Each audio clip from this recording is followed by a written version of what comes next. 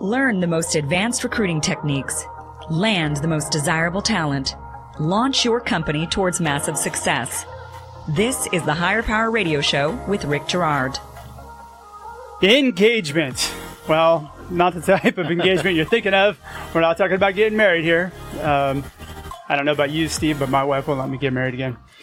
Nope. We're talking about engagement in a business sense. Employee engagement is one of the most critical elements that leads to the success of your company, which I believe starts at the first point of contact with your organization. Yes, before someone is hired. Today's quote: "It's not what you say and it's not what you do. It's how you make people feel that they remember." And you know who said that, Mr. Steve Higginbotham? Yes, I do. Maya Angelou. I know, and you actually gave me that quote, so we went with it. It's a great quote. All right, I'm Rick Girard, and welcome to the Higher Power Radio Show. Our mission is to help entrepreneurs and hiring managers avoid costly hiring mistakes. We identify specific problems, and we provide proven solutions to help you win the right hire. We share insights from top-performing rebel entrepreneurs, disruptors, and industry experts like our guest today, Mr. Steve Higginbotham. Steve is a branch manager of Volt Workforce Solutions. He's also an author too, right? Yes, I am. You want to plug your book really quick? I can do that. I wrote my first book. It's called Mirror Management, and the understudy is Bruised, Not Broken. Ooh, like it. All right, so Steve spent his career aligning business professionals with career opportunities. The value that he brings to companies is his ability to identify with their strengths and opportunities for growth. Steve's experience coaching individuals helps improve communication. He's also conducted numerous presentations to board members and C-level professionals with highly respected clients and industry associations. So he's a people-oriented leader who drives business collaboration to maximize team performance while mentoring and coaching individuals through aligned approaches to achieve desired results. Steve, welcome to the Higher Power Radio Show today. Thanks for having me, Rick. I really appreciate it. I'm happy to have you here today. So today we're talking about engagement, minus the ring. So we're going to talk about what it is and what it isn't. And we're going to talk about why engagement, I can't even talk today, is critical today, and how to engage people to create emotional attachment. So let's dig into it. Steve, you ready? I am absolutely ready. All right, let's go. So what is engagement and why is it important? Go. So thanks for that. Engagement is for me a deeper level. So when you think about engagement, and let's talk about it from the potential or the prospective candidate, the employee's perspective, engagement, when we look at the quote, it's not what you say, it's not what you do. So it's not just sending an email. It's not just talking to someone on the phone, but it's the entire process that companies go to attract and how they engage their candidate pool to come into a company, as well as how do they engage when they want to retain that talent. So it's pretty deep, and it's a lot of forefronts there. And engagement on the people that they pass on too, right? It's how you make them feel. So that's a big problem today. And you see Glassdoor is making lots of money off the fact that you screw up engagement.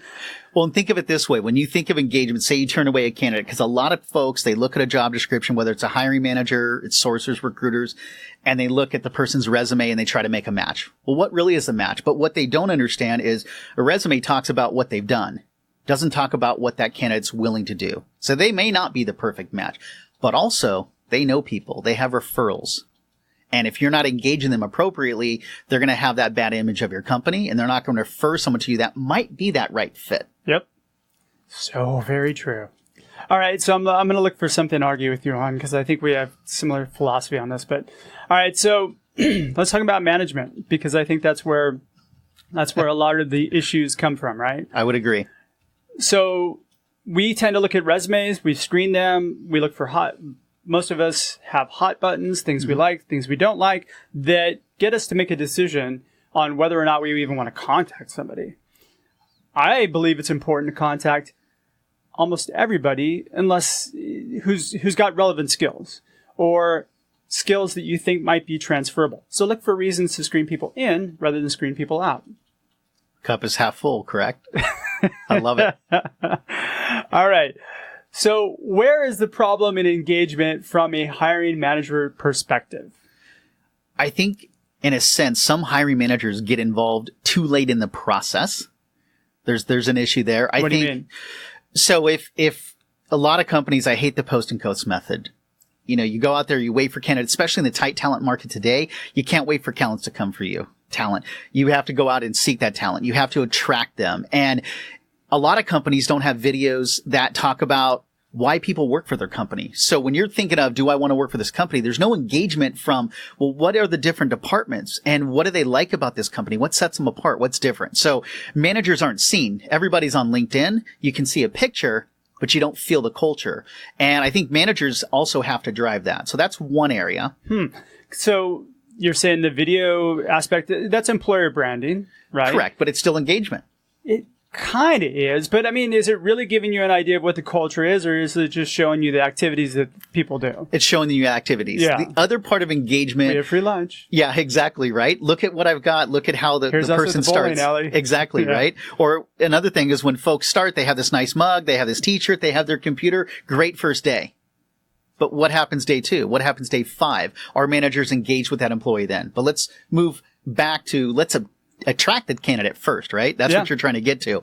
And I think managers are so late in the game or so far in the process that if I'm an employee and I might have had a phone call, I might have had a couple emails, I've been in for a face-to-face, I've met HR, and now I'm finally meeting the manager.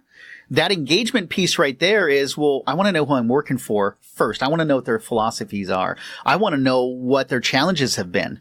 I want to be transparent and honest. And I feel like some of that is overshadowed, it's hidden, and it's not truly transparent. Therefore, when candidates are coming to the companies, they're not truly engaged till late in the process, but in their mind, they might be making decisions well before that last interview, so to they're speak. probably making assumptions before they even go in. Exactly. So are you saying that basically we're bringing the hiring managers into the process too late? Absolutely. Okay, so the hiring managers should be involved when? I would think sometimes after the first phone call, maybe the hiring manager does a phone screen, or maybe the hiring manager meets with the candidate as well as with HR. I think there's also a process that a lot of companies don't necessarily have a standard process or don't have a process at all. Or a lot of companies aren't kind of, in other words, interviewing the right way. They're asking just questions that maybe they've been asking for 20 years. So whether it's behavioral questions. 5 years. Yeah. I mean, sometimes managers don't know what to do, so they default by reading the resume. Well, the resume got them in the door. I want to know who this person is. I want to know what struggles they've had. I want to know adversity. But just remember, that candidate's also interviewing that manager. Do I want to work for this leader? Do I want to work for this group? Have they been honest with me? And that's where I think a lot of things fall short is not everybody's necessarily transparent. Not everybody's honest. You don't want to say the good and the bad, but if we know that we've moved forward from, say, something we've done a couple years ago and now we're better for it, you're engaging that person. You're being honest and real with them. So you want them to be real with you. That's what's going to drive culture. That's what's going to drive change. So why do we shield the managers? My assumption would be that most managers haven't actually gone through recruiting training. Correct. Right? And so maybe it's a situation where, okay, let's get the person primed up first before we bring him to the manager. So maybe that's the problem. It is, because if you think about it, that might be old school mentality or a mentality that might have worked for other generations. And now, if you think of the workforce, how many different generations are in the workforce today? And they need to be engaged differently. But it's kind of like that's just how we've always done it. Like we always post a job. Well, I think that at the heart of it, though, we all want the same thing. Like, the fact is, I think our generation is not happy about millennials, and we have problems with millennials because they're doing what we wanted to do, but we didn't have the courage to do, right? So they want to be engaged differently. They want to be able to work from home. They want to be able to do all these things that we just didn't. We just kind of fell into, right? So we just continue to go down the norm. This is what we know. This is what we're doing. And so that's where I feel managers are late in the game, that they need to be brought in sooner. They need to be part of the process, not the final stamp of approval. Like, I'm going to give my blessing and this is the person I'm hiring because I know that they're right for my department. Thanks for teeing them up. It's like, no, you're part of that process early on. Okay. So managers need to be trained, right? Correct. And it's trained differently. Talent acquisition's responsibility to make sure that they're collaborating with their managers to make sure that they're teaching engagement. Exactly. Okay. So let's talk about engagement, really what it is, because there's kind of 3 different elements of engagement, right? There's we need to engage the candidate needs to engage us, and then, of course, the hiring manager and the team needs to engage the candidate as well. So that's 2 on us and 1 on the candidate, right? Correct. So whose responsibility is it these days? That's a loaded question, very tough, but I really think everybody's responsibility. But if I'm a candidate right now in today's market, I want it to be on them. It needs to be talent acquisition sort of needs to own it and help develop that process and make sure that they're engaging their managers to whether they're training them differently, they're training them on proper interviewing techniques on what they want to do for their client or their company, but they need to be early in the process. So if I'm a candidate and I'm going to look for a job, it's not up to me because I have choices. And Absolutely. I think we all know that. So it's really talent acquisitions department. It could be learning and development, but it's definitely the hiring manager. If I'm a hiring manager and I want to obtain great talent, I need to be part of that process sooner rather than later. Because what if you have a sourcer, for instance, that's overworked, underpaid? They have too many things going on. Are. Exactly, right? Yes. And sometimes they're not even trained properly there. They might be looking over a candidate. To your point is let's consider this candidate if they have some of the foundational skills. Maybe we can train on certain areas. But if I'm not a manager and I'm not seeing that resume, or I'm not having that conversation with my internal talent acquisition team, and I'm not engaged early on, that candidate might just be shuffled away, might be put in a desk drawer, filed away, or even worst case scenario, thrown in the recycling bin. You know, it's funny, as we're talking, I'm realizing, actually, I'm not realizing, but we've talked about this before. Talent acquisition is so important, and bringing people into your organization is so important, but so little resources are poured into training both the recruiting team and the hiring managers, putting the resources into making sure that when you bring somebody through that door, that person wants to work for your company. That person's engaged. Let me dig into that just a moment. You hit a hot button with me. Yeah. So when you think of hiring talent, especially today, whether it's technical or non-technical, everybody wants to hire top talent. Yep. Everybody wants to retain 100%. top talent. And some companies think about just orientation, what their day 1 looks like. Think of what their day 2 and 3 looks like. So you have maybe a little bit of training, but what they miss is what you just hit on, which is what part of I do in a sense off the side is think about coaching. Think about mentoring. That's a deep engagement that comes from managers and leaders that maybe talent acquisition doesn't own that piece. But again, let's recap. Everybody wants to hire top talent. Everybody wants to retain top talent. But what's missed in the middle is maybe a little bit of training here and there. And how to identify top talent. Because I think there's a lot of top talent that gets completely passed over because of a resume. Oh, absolutely. 100%. So my philosophy is a resume talks about what you've done. A resume does not talk about what you're willing to do. I want to know, what has this person gone through? What are their struggles and what is their really grit? hit everything that the person's done? No, it doesn't. Not at all.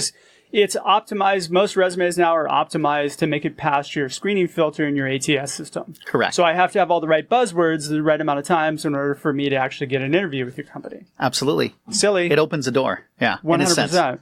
But then after that, I mean, there's a lot of times I interview folks and I let them speak first. What questions do you have for me? What do you know about my organization? What brought you in here today? That's how I start the interview on them. They're actually telling me what they know so I can guide what they've done as far as research, how much I need to engage them, where I need to engage them, maybe what I need to reiterate. But a lot of managers aren't doing that because they're the final stamp of approval. In today's world, you can't be the stamp of approval. You need to be the front, the middle, and the end. That is that's the illusion. Actually, the managers are not the final stamp of approval anymore. It's Correct. the candidates. Good point. 100%. The candidate's making the decision, and you are not in the driver's seat anymore. Not today. So that's a realization that all companies really need to realize is that your company's not the prize. Correct. You're just the. You can be the prize if you position yourself correctly, but the fact is there's so many options out there. And a lot of times the money or the name brand wins out because of the fact that, in a combination of both, because of the fact that people are lured by those things. But they're the shiny object. I'm going to add one more to that. So definitely money, but for me, money has never been my number one. It's not number 2 or 3. Yeah. Name brand is a big thing, but I also look for opportunity. Do I want this job? I'm not a person that wants the same job every single 1 or 2 years. I like to change. I like the challenges. I like to grow. Sure. I don't necessarily have to have a specific growth path, but I want to know that one exists. And I feel like sometimes even hiring managers, they interview for specifically this job. They don't think about next one. And I'm going to dive a little bit deeper on that. Yeah, they 100% want the person to fit into that job. And they really don't look at it like, okay, I want this person to grow into this job. So let me give you a scenario. This is a little thing I learned a long time ago, 10 years ago. It's you might train a good talent and that person may leave your department. But you also might not train good talent and that person may stay.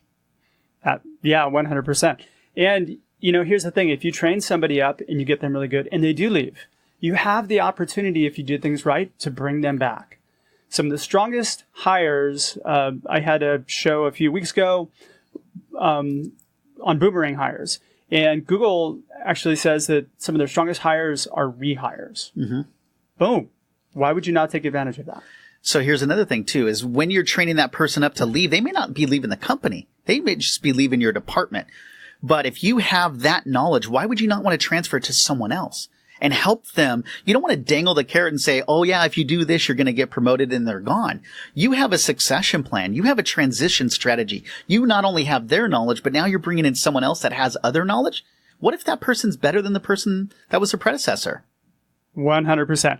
All right. You're listening to the Higher Power Radio Show. I'm your host, Rick Girard, and we're going to take just a quick break for our moment from a message from our sponsors. Woo! Tongue is not going there.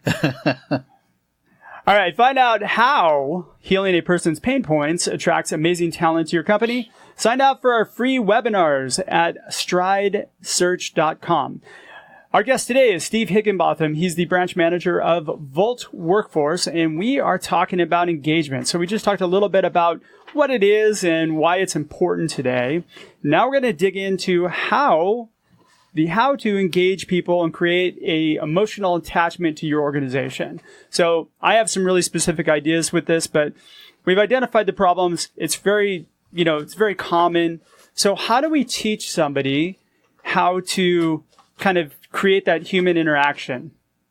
I think the big thing for me, and you and I talked about it briefly, but it is really having the phone conversation. It's not sending. I don't like templated emails. I've been on the market in the last 10 years a couple of times, and I've looked specifically at positions. And when I get, let's just say 10, 15 templated emails, and then I get one phone call or I get one email that's more personable, that differentiates them. 100%. So it is that human contact piece. It's the, what are you going to do to differentiate yourself? Now, it may take a little bit longer to do more structured or specific, more personal emails. However, your results and your feedback and your follow-up is going to be so much greater than just templated emails. So that's one. So I think you can do templated emails, but you have to do them from a different perspective. That's a good way to look at it. So the thing is, it's not scalable to sit there and write a actual, really customized email to each person. I know a lot of people that do that,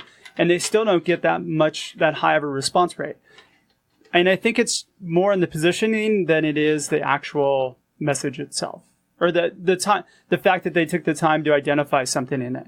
Well, and I think if we look at it too, you can do templated emails, but are you following it up with a phone call?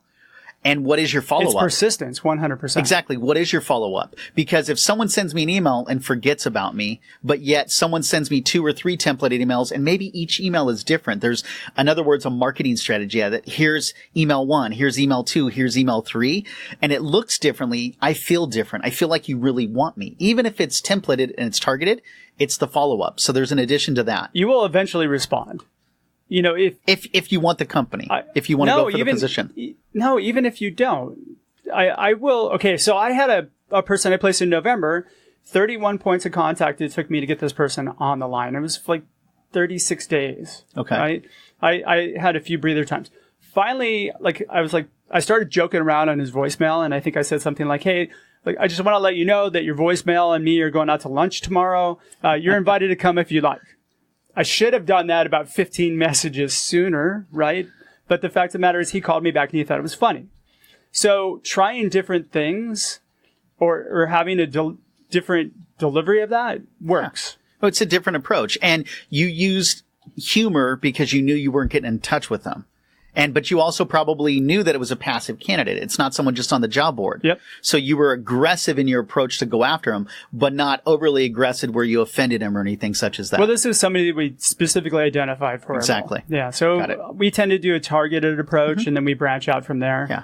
What's interesting is that when you do that and you're persistent, you usually have people get back to you within 4 or 5 times. Yeah. You know, that's a good way to look at it. Yeah. So I think the average on a sales call is like 7 to 10 points of contact before somebody will pick up your call. So, and it's not just pick up your call. They want to also gain trust. They want to know that you're genuinely interested in them. They want to know that it's an open position. Because let's face it, there are postings out there on the internet that are probably not live positions. They're trying to attract talent. Okay. So that comes down to your messaging, right? And if your messaging is like everybody else, which is, hey, I found your profile on LinkedIn, and wow, you'd be perfect for this role that I'm recruiting for at my company. Me. Let me tell you more about me. And then, then you finally go into you. That turns people off. Well, and the other side of that is some companies don't think that. Maybe they'll go into, let's just say like an Indeed or a LinkedIn, and they see that the posting's been up for 30 days. Oh, but I'm perfect? Well, why did it take you 30 days to engage me?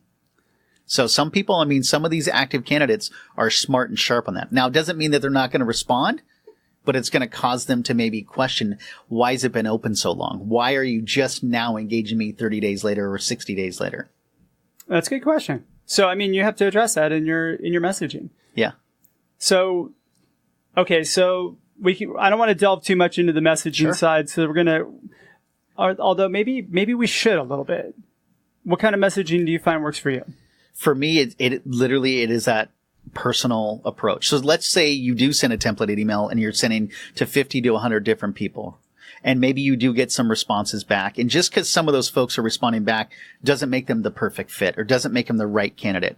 So, but you still want to talk to all of them because you're giving them the impression that this is something I want. And they may fit another job, but then there's those other 45 or 75 or 80 that you haven't connected with. How do you follow up with them? Well, if it's the same templated email, they might be turned off. But if it's something a little bit different, or if you're following up with them with a phone call, and how often do you do it? Do you do it every day? Do you do it every 5 days? What's the right? There's not a right or wrong way, but for me, if I'm a candidate and I'm passive, there's no right or wrong time. But if I'm aggressively looking in today's market, if I talk to someone once every 30 days, I've got 10 other calls that I'm speaking to. Okay, so according to LinkedIn, only 15% of the LinkedIn market is actively looking. So there's an 85% pool. I just learned this on a webinar this morning, that are passive talent that are open opportunities.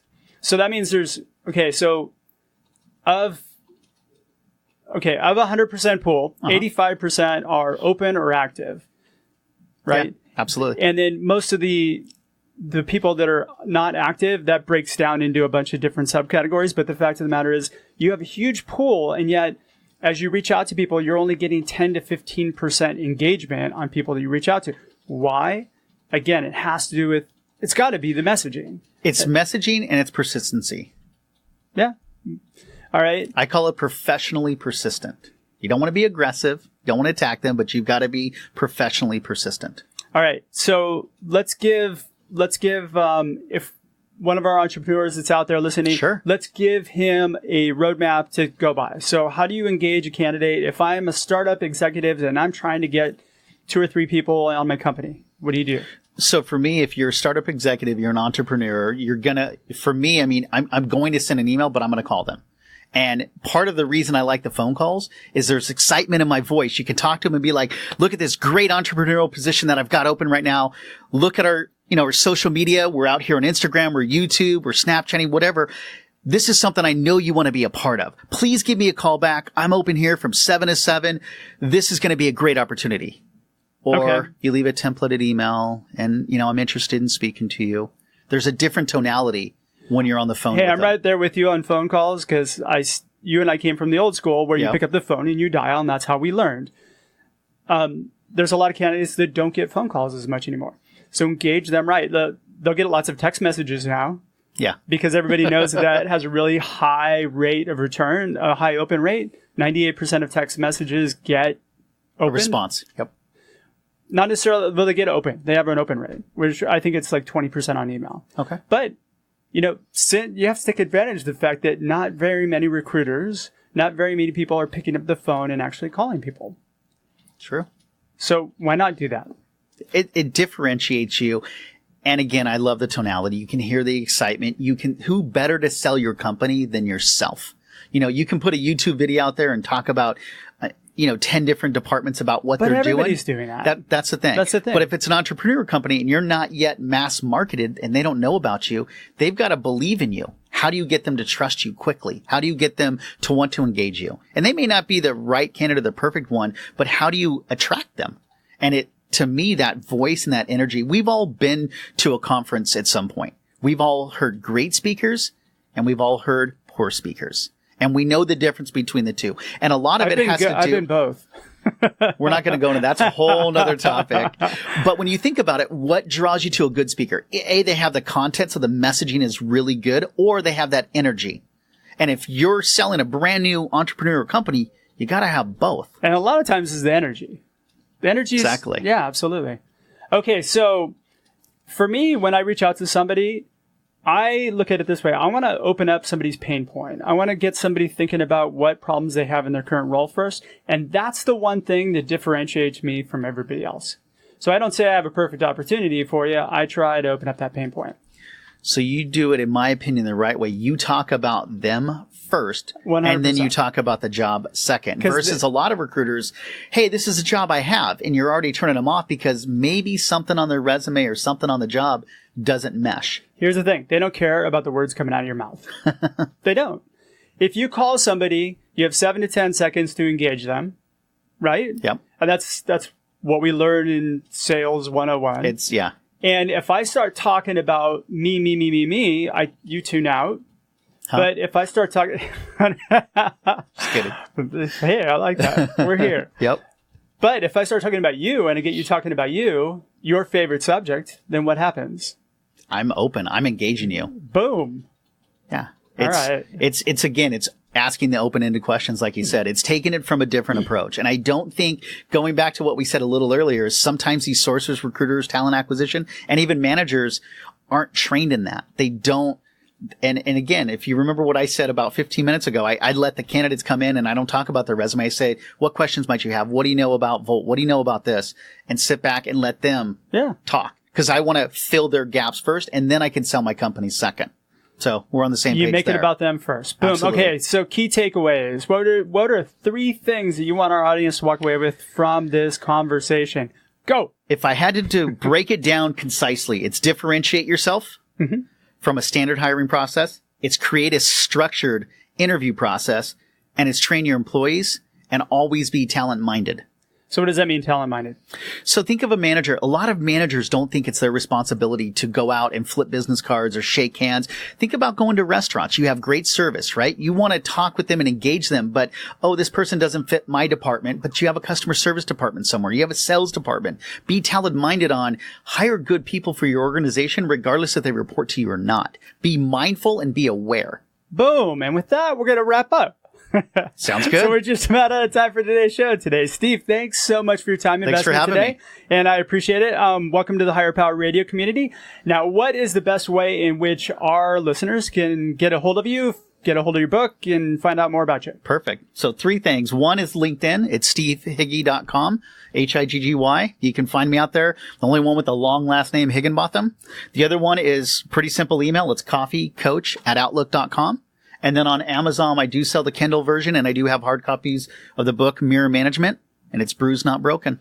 All right, perfect. All right, well, I want to thank our listening audience for tuning into this week's episode of Higher Power.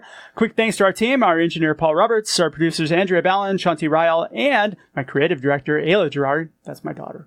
Oh, there you go. She makes me put her name in there. Perfect. All right, if you're listening to the podcast, please subscribe, review, and share. We love your feedback, and after all, this show is all about you. You can join the Higher Power Radio community at Higher, that's Hire, Power, Power, radio, radio.com. And you can drop me an email at rick@stridesearch to learn about our webinars and workshops. Tune in next week. Our guest is going to be Lorraine Ladd. Lorraine is Associate Director of Talent Acquisition for Alliant Group. I'm your host, Rick Girard, and you have been listening to the Higher Power Radio Show. Aloha. Mahalo. Thank you for listening to Higher Power with Rick Girard on OC Talk Radio.